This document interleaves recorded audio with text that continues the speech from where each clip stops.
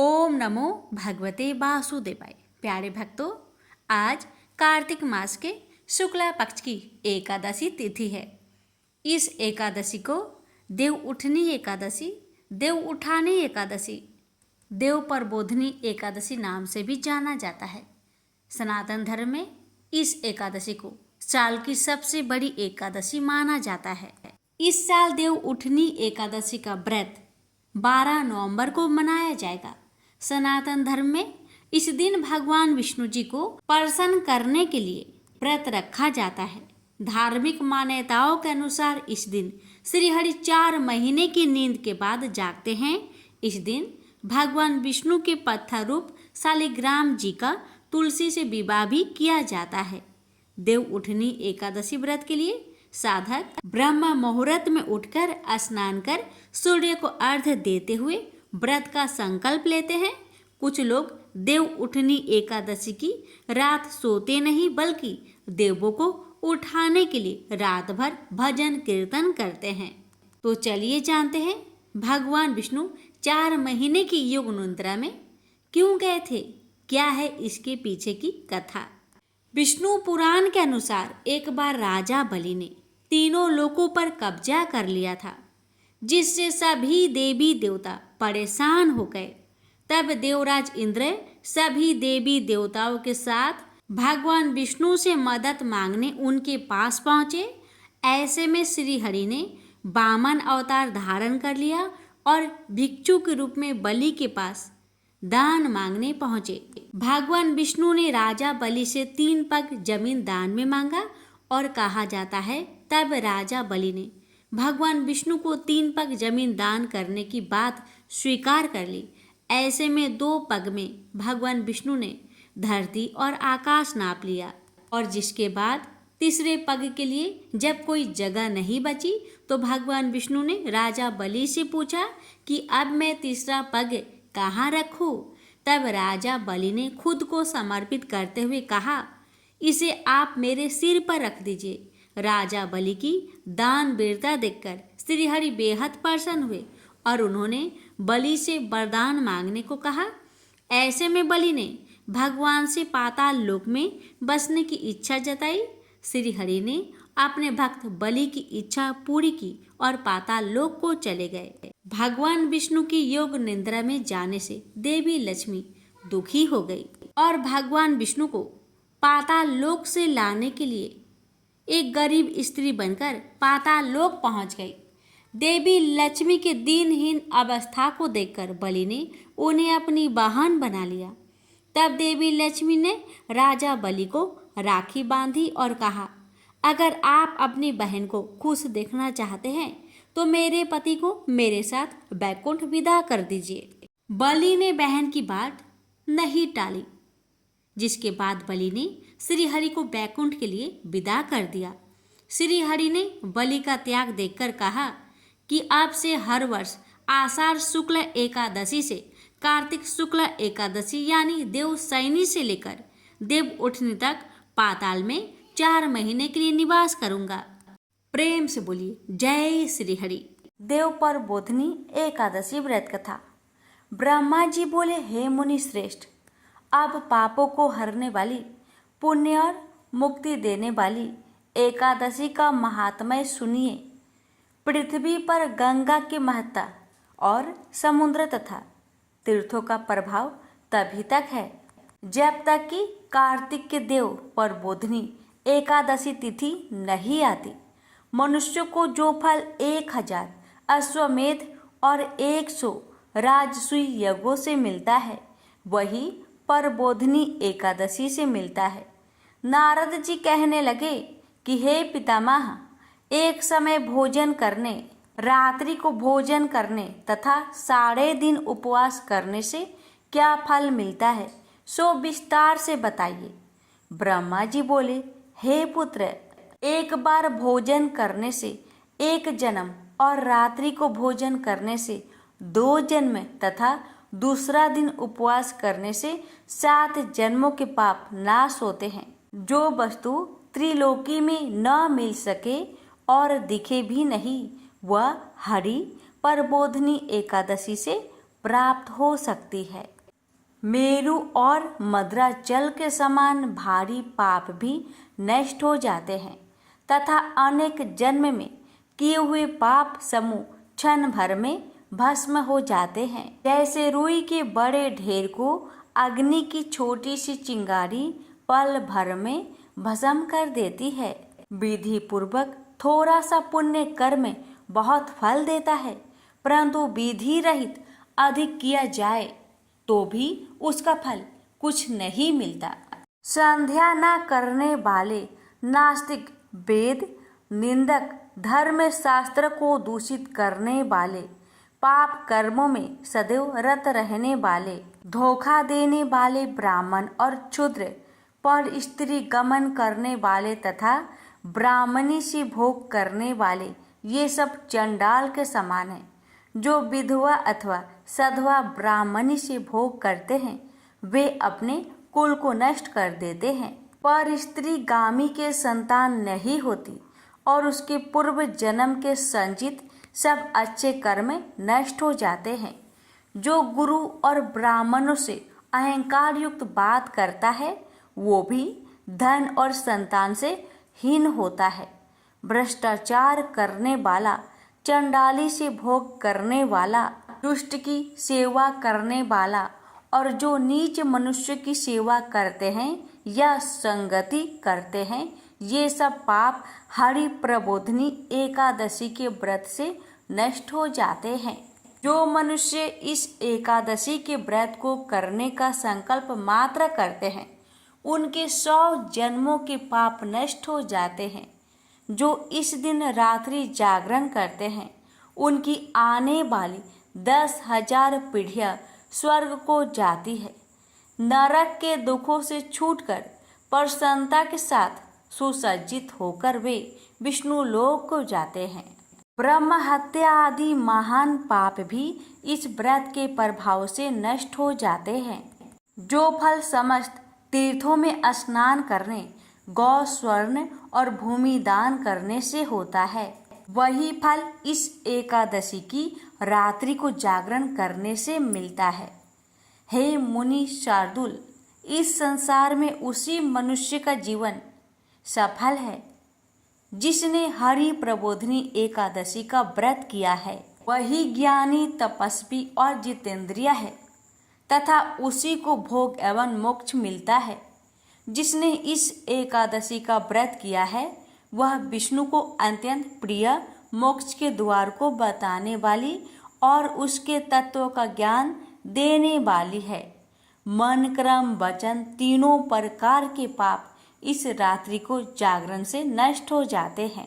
इस दिन जो मनुष्य भगवान की प्रसन्नता के लिए स्नान, दान, तप और यज्ञ आदि करते हैं वे अक्षय पुण्य को प्राप्त होते हैं।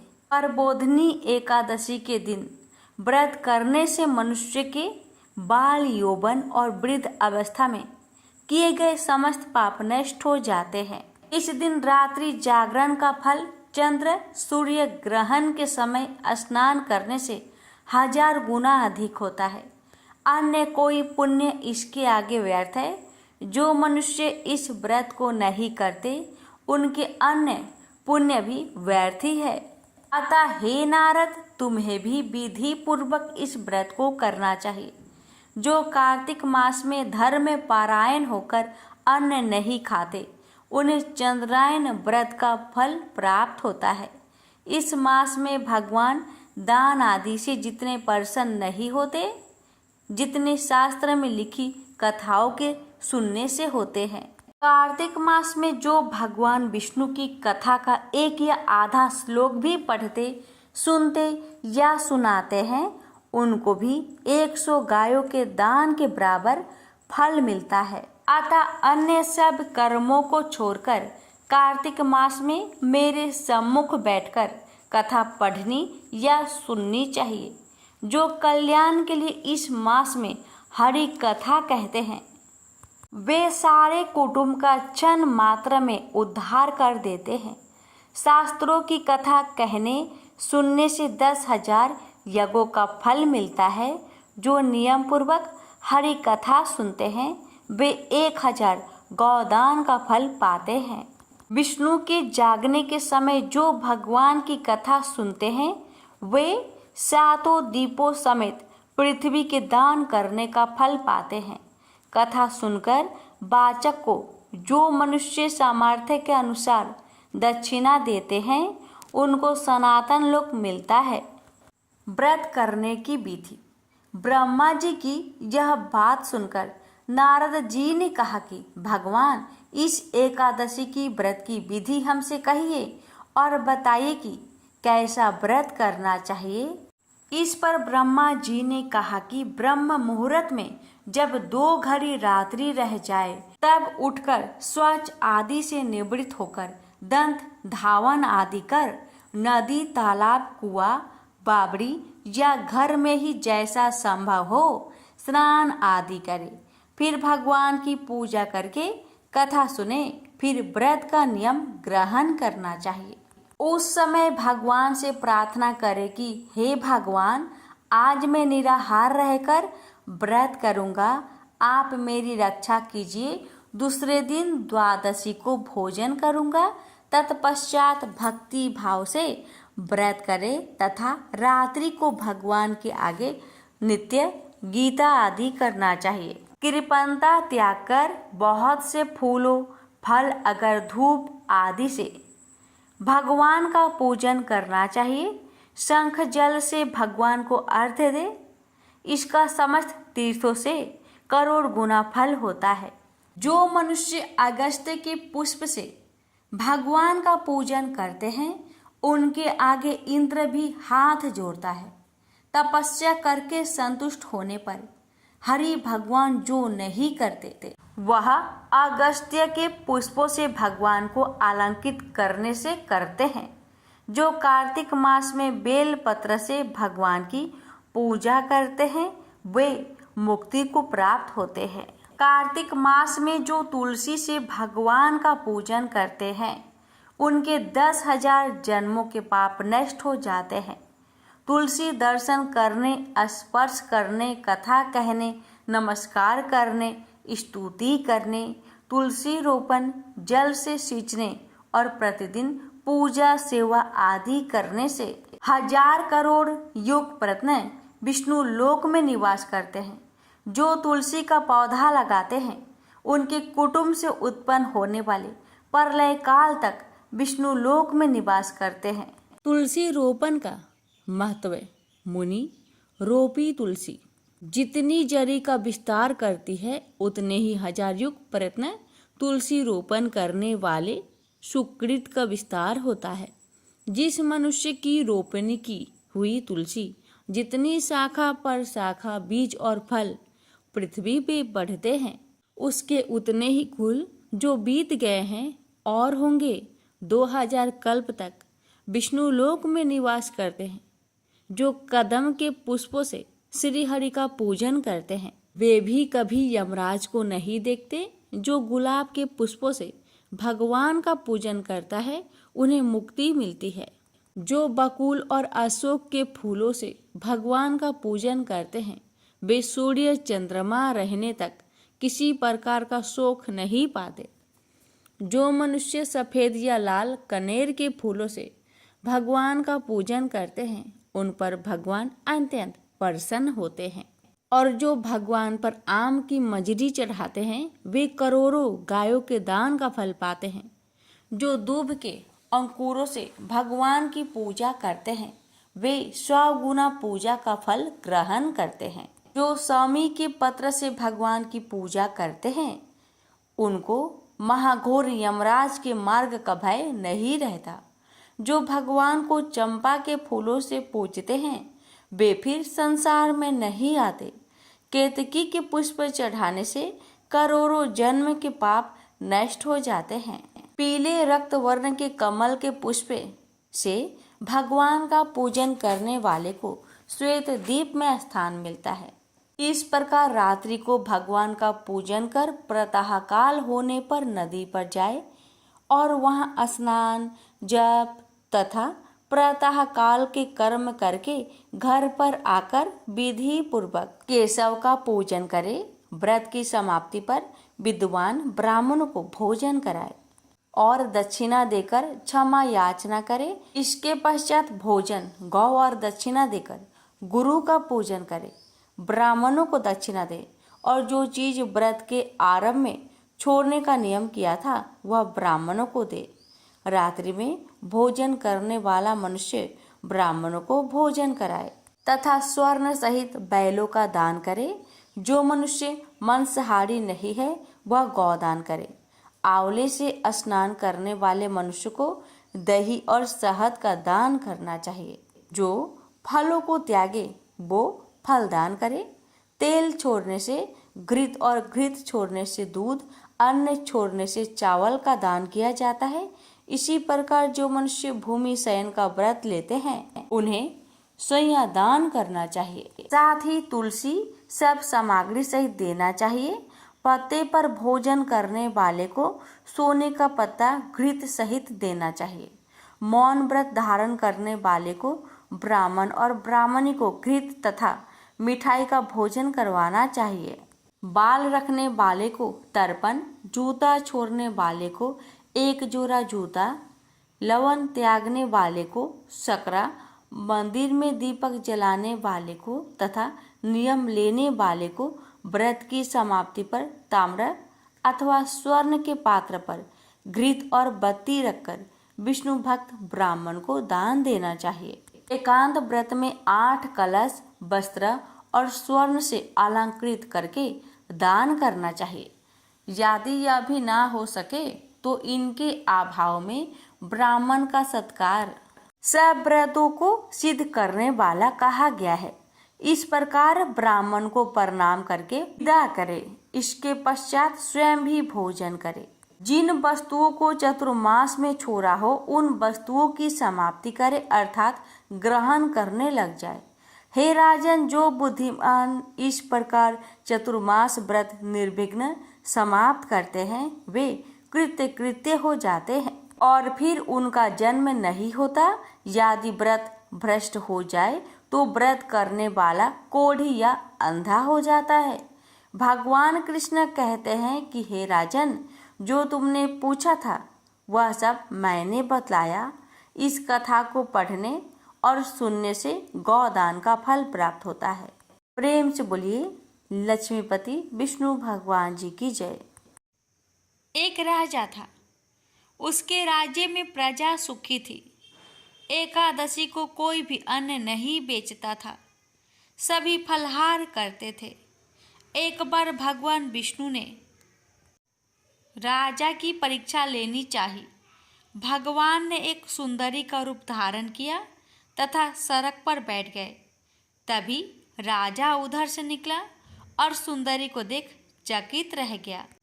उसने पूछा, हे सुंदरी, तुम कौन हो और इस तरह यहाँ क्यों बैठी हो? तब सुंदर स्त्री बने भगवान बोले, मैं निराश्रिता हूँ। नगर में मेरा कोई जाना पहचाना नहीं है, किससे सहायता मांगू? राजा उसके रूप पर मोहित हो गया। वह बोला, तुम मेरे महल में चलकर मेरी रानी बनकर रहो। सुंदरी बोली, मैं तुम्हारी बात मानूंगी, पर तुम्हें राज्य का अधिकार मुझे सौंपना होगा। राज्य पर मेरा पूर्ण अधिकार होगा। मैं जो भी बनाऊंगी तुम्हें खाना होगा। राजा उसके रूप पर मोहित था, अतः उसकी सभी शर्तें स्वीकार कर ली। अगले दिन एकादशी थी। रानी ने हुक्म दिया कि बाजारों में अन्य दिनों की तरह अन्न बेचा जाए। उसके घर में मांस, मछली आदि पकाए तथा परोसकर राजा से खाने के लिए कहा। यह देखकर राजा बोला, रानी, आज एकादशी है, मैं तो केवल फलहार ही करूँगा। तब रानी ने शर्त की बात याद दिलाई और बोली, या तो खाना खाओ, नहीं तो मैं बड़े राजकुमार का सिर काट दूंगी। राजा ने अपनी स्थिति बड़ी रानी से कही तो बड़ी रानी बोली, महाराज, धर्म न छोड़ो, बड़े राजकुमार का सिर दे दे। पुत्र तो फिर मिल जाएगा, पर धर्म नहीं मिलेगा। इसी दौरान बड़ा राजकुमार खेल कर आ गया। माँ की आंखों में आंसू देखकर वह रोने का कारण पूछने लगा, तो माँ ने उसे सारी वस्तु स्थिति बता दी।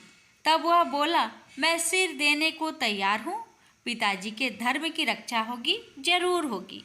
राजा दुखी मन से राजकुमार का सिर देने को तैयार हुआ तो रानी के रूप में भगवान विष्णु ने प्रकट होकर असली बात बताई। राजन, तुम इस कठिन परीक्षा में पास हुए। भगवान ने प्रसन्न मन से राजा से वर मांगने को कहा तो राजा बोला, आपका दिया सब कुछ है, हमारा उद्धार करे। उसी समय वहां एक विमान उतरा। राजा ने अपना राज्य पुत्र को सौंप दिया और विमान में बैठकर परम धाम को चला गया। प्रेम से बोलिए जय श्री हरि। भोला भक्त की एकादशी व्रत कथा।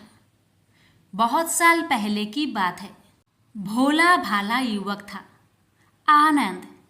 दिन भर कोई काम नहीं करता, बस खाता ही रहता और सोए रहता। घर वालों ने कहा, चलो जाओ निकलो घर से, कोई काम धाम करते नहीं हो, बस पड़े रहते हो। वह घर से निकलकर यूं ही भटकते हुए एक आश्रम पहुंचा। वहां उसने देखा कि एक गुरुजी हैं। उनके शिष्य कोई काम नहीं करते, बस मंदिर की पूजा करते हैं। उसने मन में सोचा, यह बढ़िया है, कोई काम धाम नहीं, बस पूजा ही तो करना है। गुरुजी के पास जाकर पूछा, क्या मैं यहाँ रह सकता हूँ? गुरुजी बोले, हाँ हाँ, क्यों नहीं, लेकिन मैं कोई काम नहीं कर सकता हूँ। गुरुजी बोले, कोई काम नहीं करना है, बस पूजा करना होगा। आनंद बोला, ठीक है, वह तो मैं कर लूँगा। अब आनंद महाराज आश्रम में रहने लगे। ना कोई काम ना कोई धाम, बस सारा दिन खाते रहो और प्रभु भक्ति में भजन गाते रहो। महीना भर हो गया। फिर एक दिन आई एकादशी। उसने रसोई में जाकर देखा, खाने की कोई तैयारी नहीं। उसने गुरुजी से पूछा, आज खाना नहीं बनेगा क्या? गुरुजी ने कहा, नहीं, आज तो एकादशी है, तुम्हारा भी उपवास है। उसने कहा, नहीं, अगर हमने उपवास कर लिया तो कल का दिन हम नहीं देख पाएंगे। हम नहीं कर सकते उपवास, हमें तो भूख लगती है। आपने पहले क्यों नहीं बताया? गुरुजी ने कहा, ठीक है, तुम ना करो उपवास, पर खाना भी तुम्हारे लिए कोई और नहीं बनाएगा, तुम खुद बना लो।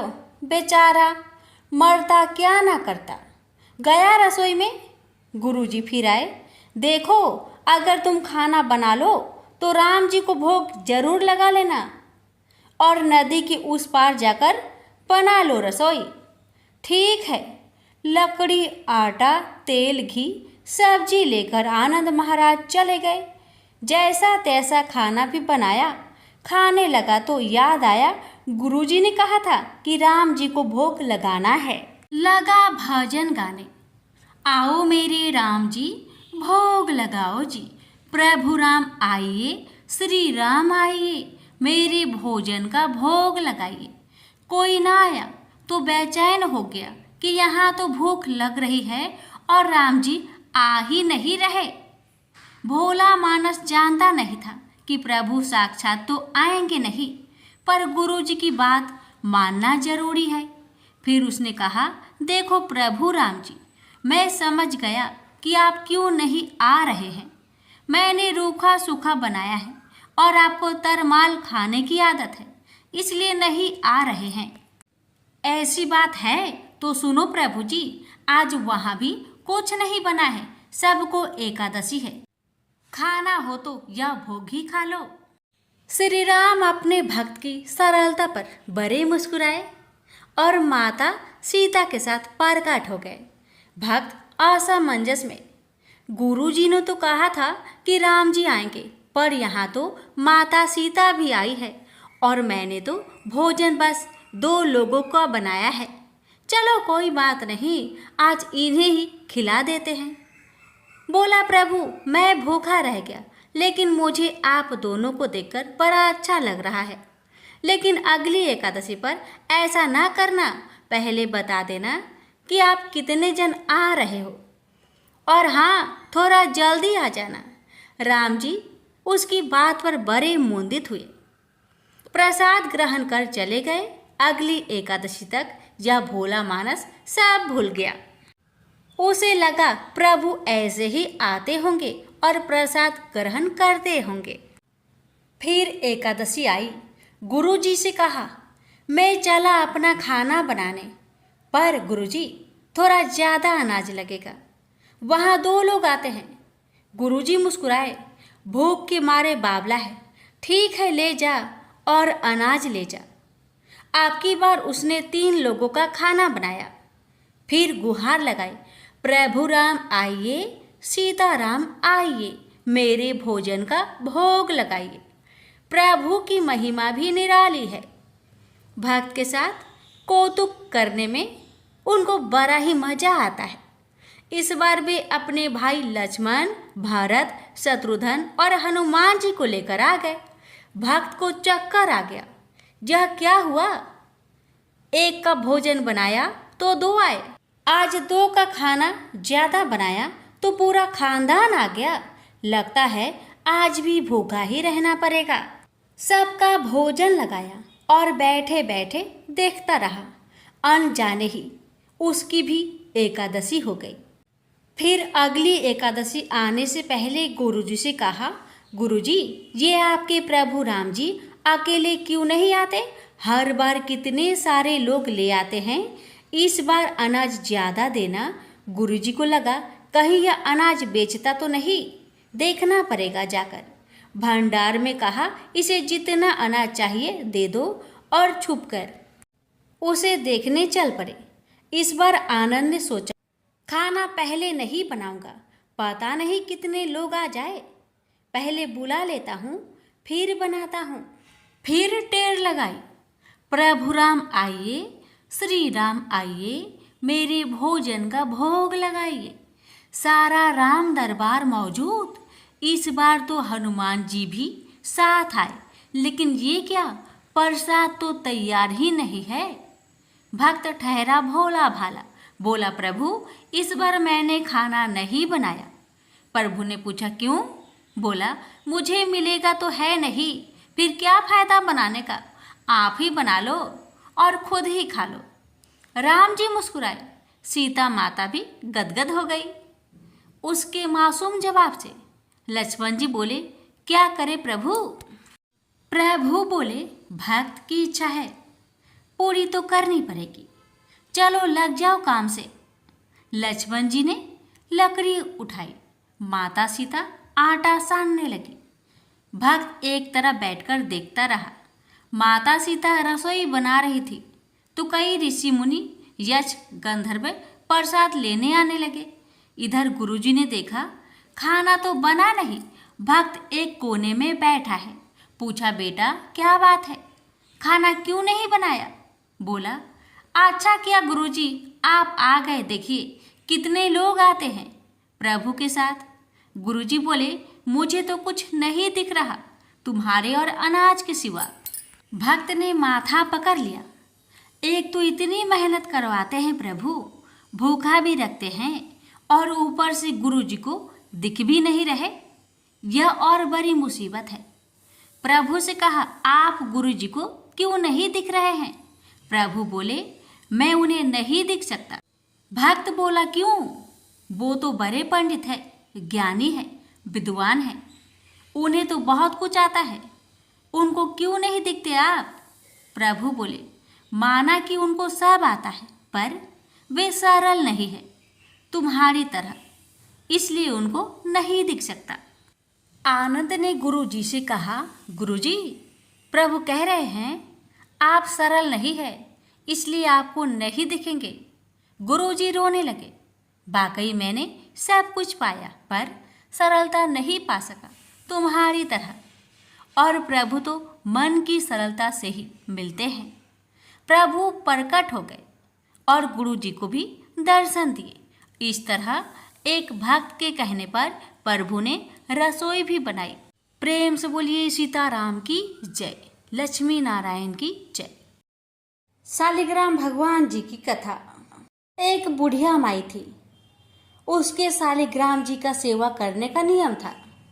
जब बैसाख का महीना आया, वो पुष्कर स्नान करने का विचार कर अपनी पड़ोसन से बोली, बहन, मैं पुष्कर स्नान करने जा रही हूँ, तुम मेरे शालिग्राम जी को अपने पास रख लो। पड़ोसन बोली, रख तो लूंगी, लेकिन मुझे शालिग्राम जी की सेवा पूजा करना नहीं आता। अगर मुझे बता दो तो मैं वैसे पूजा कर लूंगी। बुढ़िया माई बोली, बहन, सवेरे इनको उठाना, एक लोटा जल भरकर लाना, आते समय बगीचे से फूल तुलसी लाना, भगवान को जल व कच्चे दूध से नहलाना, चंदन लगाकर पुष्प तुलसी चढ़ाना, दूध का भोग लगाना, दोपहर को रसोई में जो भी बने उसका भोग लगाना, शाम को दिया जलाना, ऐसी सेवा पूजा करना। यह कहकर वह चली गई। अब तो बेचारी पड़ोसन भगवान को भोग लगाए, पर भगवान तो जिमते ही नहीं, दूध पिया ही नहीं।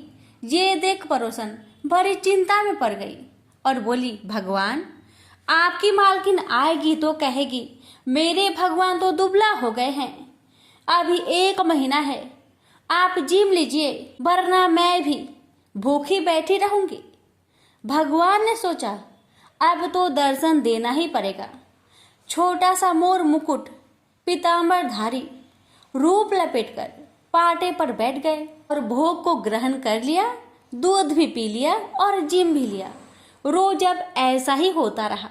एक दिन भगवान ने कहा, मैं गाय चराने जा रहा हूँ। तो पड़ोसन बोली, थोड़े दिन और रुक जाइए। क्यों जा रहे हैं? पर भगवान नहीं माने। हाथ में सोने की लाठी, कंधे पर हीरे मोती का पीताम्बर डाल गाय चराने जाते। महीना बीता, बुढ़िया माई घर आई। स्नान ध्यान से निपटकर सोचा अपने शालिग्राम जी को ले आऊं। पड़ोसन के पास लेने गई तो पड़ोसन बोली, शालिग्राम जी शाम को आएंगे, तब ले जाना। बुढ़िया शालिग्राम जी के लिए जिद करने लगी और झगड़ा हो गया और आसपास के लोग भी इकट्ठे हो गए।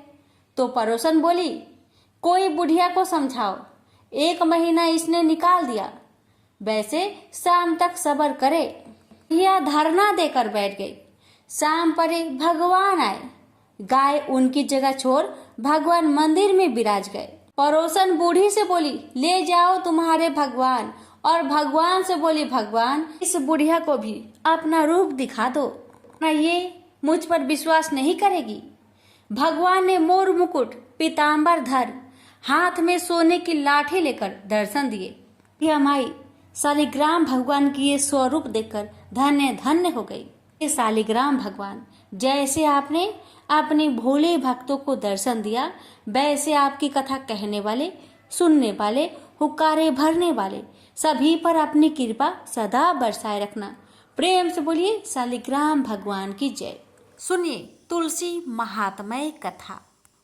ब्रह्मा जी कहते हैं, कार्तिक मास में जो भी विष्णु भक्त पुरुष प्रातःकाल स्नान करके पवित्र हो, कोमल तुलसी दल से भगवान दामोदर की पूजा करता है, यह निश्चय ही मोक्ष प्राप्त कर लेता है।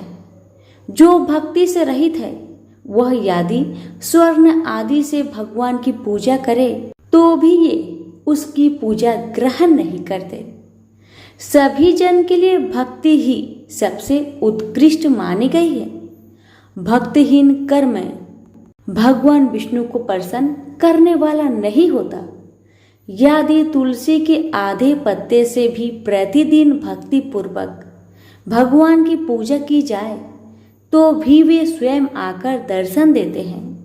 पूर्व काल में भक्त विष्णुदास भक्ति पूर्वक तुलसी पूजन से शीघ्र ही विष्णु धाम को चला गया और राजा चोल उसकी तुलना में गौण हो गए। अब तुलसी का महात्म्य सुनिए। यह पाप का नाश और पुण्य की वृद्धि करने वाली है। अपनी लगाई हुई तुलसी जितना ही अपने मूल का विस्तार करती है, उतने ही सहस्त्र युगों तक मनुष्य ब्रह्मलोक में प्रतिष्ठित होता है। यदि कोई तुलसी संयुक्त जल में स्नान करता है तो वह सब पापों से मुक्त हो भगवान विष्णु के लोक में आनंद का अनुभव करता है। महामुनि जो लगाने के लिए तुलसी का संग्रह करता और लगातार तुलसी का वन तैयार कर देता है, वह उतने ही पाप मुक्त हो ब्रह्म भाव को प्राप्त होता है। जिसके घर में तुलसी का बगीचा विद्यमान है, उसका वह घर तीर्थ के समान है। वहां यमराज के दूत नहीं जाते। तुलसी वन सब पापों को नष्ट करने वाला, पुण्यमय तथा अभिष्ट कामनाओं को देने वाला है। जो श्रेष्ठ मानव तुलसी का बगीचा लगाते हैं, वे यमराज को नहीं देखते। जो मनुष्य तुलसी काष्ठ संयुक्त गंध धारण करता है, क्रियमान पाप उसके शरीर का स्पर्श नहीं करता। जहाँ तुलसी वन की छाया होती है, वहीं पितरों की तृप्ति के लिए श्राद्ध करना चाहिए। जिसके मुख में, कान में और मस्तक पर तुलसी का पत्ता दिखाई देता हो, उसके ऊपर यमराज भी दृष्टि नहीं डाल सकते। फिर दूतों की तो बात ही क्या है। जो प्रतिदिन आदर पूर्वक तुलसी जी की महिमा सुनता है, वह सब पापों से मुक्त हो ब्रह्मलोक को जाता है। पूर्व काल की बात है। कश्मीर देश में हरिमेधा और सुमेधा नामक दो ब्राह्मण थे, जो भगवान विष्णु की भक्ति में संलग्न रहते थे। उनके हृदय में संपूर्ण प्राणियों के प्रति दया थी। वे सब तत्वों का यथार्थ मर्म समझाने वाले थे। किसी समय वे दोनों श्रेष्ठ ब्राह्मण तीर्थ यात्रा के लिए चले। जाते जाते किसी दुर्गम में वे परिश्रम से व्याकुल हो गए। यहाँ उन्होंने एक स्थान पर तुलसी का वन देखा। उनमें से सुमेधा ने वह तुलसी का महान वन देखकर उसकी परिक्रमा की और भक्ति पूर्वक प्रणाम किया। यह देख हरिमेधा ने तुलसी का महात्म्य और फल जानने के लिए बड़ी प्रसन्नता के साथ बार बार पूछा, ब्राह्मण, अन्य देवताओं, तीर्थों, व्रतों और मुख्य ब्राह्मणों के रहते हुए तुमने तुलसी वन को क्यों प्रणाम किया है? सुमेधा बोला, महाभाग सुनो, यहाँ धूप सता रही है, इसलिए हम लोग उस बरगद के समीप चले। उसकी छाया में बैठकर मैं यथार्थ रूप से सब बात बताऊंगा। वहां विश्राम करके सुमेधा ने हरिमेधा से कहा, ब्रीबवर, पूर्व काल में दुर्वासा के श्राप से जब इंद्र का ऐश्वर्य छीन गया था, उस समय ब्रह्मा आदि देवताओं और असुरों ने मिलकर क्षीर सागर का मंथन किया। उससे ऐरावत हाथी, कल्प वृक्ष, चंद्रमा, लक्ष्मी, उज्जस्रवा घोड़ा, कौष्टुभमणि तथा धन्वंतरी रूप भगवान श्री हरि और दिव्य औषधियों प्रकट हुई। तदंतर अजरता और अमरता प्रदान करने वाले उस अमृत कलश को दोनों हाथों में लिए हुए श्री विष्णु बड़े हर्ष को प्राप्त हुए। उनके नेत्रों से आनंद की कुछ बूंद उस अमृत के ऊपर गिरी। उसने तत्काल ही मंडलाकार तुलसी उत्पन्न हुई। इस प्रकार वहां प्रकट हुई लक्ष्मी तथा तुलसी को ब्रह्मा आदि देवताओं ने श्री हरि की सेवा में समर्पित किया और भगवान ने उन्हें ग्रहण कर लिया।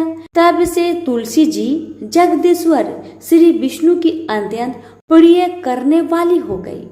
संपूर्ण देवता भगवान प्रिया तुलसी की श्री विष्णु के समान ही पूजा करते हैं। भगवान नारायण संसार के रक्षक है और तुलसी उनकी प्रियतमा है, इसलिए मैंने उन्हें प्रणाम किया है। सुमेधा इस प्रकार कह ही रहे थे कि सूर्य के समान अत्यंत तेजस्वी एक विशाल विमान उनके निकट ही दिखाई दिया। उन दोनों के आगे ही वह बरगद के वृक्ष पर गिर पड़ा और उससे दो दिव्य पुरुष निकले, जो अपने तेज से सूर्य के समान संपूर्ण दिशाओं को प्रकाशित कर रहे थे। उन दोनों ने हरिमेधा और सुमेधा को प्रणाम किया। उन्हें देखकर ये दोनों ब्राह्मण भय से विह हो गए और आश्चर्यचकित होकर बोले, आप दोनों कौन हैं? देवताओं के समान आपका सर्व मंगलमय स्वरूप है। आप नूतन मंदार की माला धारण किए कोई देवता प्रतीत हो रहे हैं। उन दोनों के इस प्रकार पूछने पर वृक्ष से निकले हुए पुरुष बोले, ब्रीफ बरो, आप दोनों ही हमारे माता पिता और गुरु हैं। बंधु यादि भी आप ही दोनों हैं। इतना कहकर उनमें से जो ज्येष्ठ था वह बोला, मेरा नाम आस्तिक है, मैं देवलोक का निवासी हूँ।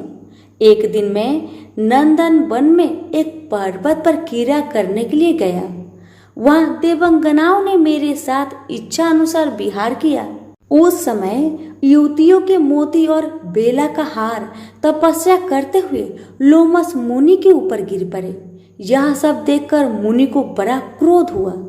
उन्होंने सोचा, स्त्रियां तो परतंत्र होती है, अतः यह उनका अपराध नहीं है। यह दुराचारी आस्तिक ही श्राप पाने के योग है। ऐसा निश्चय करके उन्होंने मुझे श्राप दिया, अरे तू ब्रह्म राक्षस होकर बरगद के वृक्ष पर निवास कर। फिर मैंने विनय पूर्वक जब उन्हें प्रसन्न किया तब उन्होंने इस श्राप से मुक्त होने की अवधि भी निश्चित कर दी।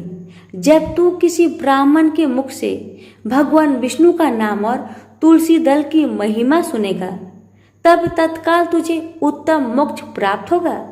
इस प्रकार मुनि का श्राप पाकर मैं चिरकाल से अत्यंत दुखी हो इस बट वृक्ष पर निवास करता था। आज देववश आप दोनों के दर्शन से मुझे निश्चय ही ब्राह्मण के श्राप से छुटकारा मिल गया। अब मेरे इस दूसरे साथी की कथा सुनिए। ये पहले एक श्रेष्ठ मुनि थे और सदा गुरु की सेवा में ही लगे रहते थे। एक समय गुरु की आज्ञा का उल्लंघन करके यह ब्रह्म राक्षस भाव को प्राप्त हो गए, किंतु आपके प्रसाद से इस समय इनकी भी ब्राह्मण के श्राप से मुक्ति हो गई।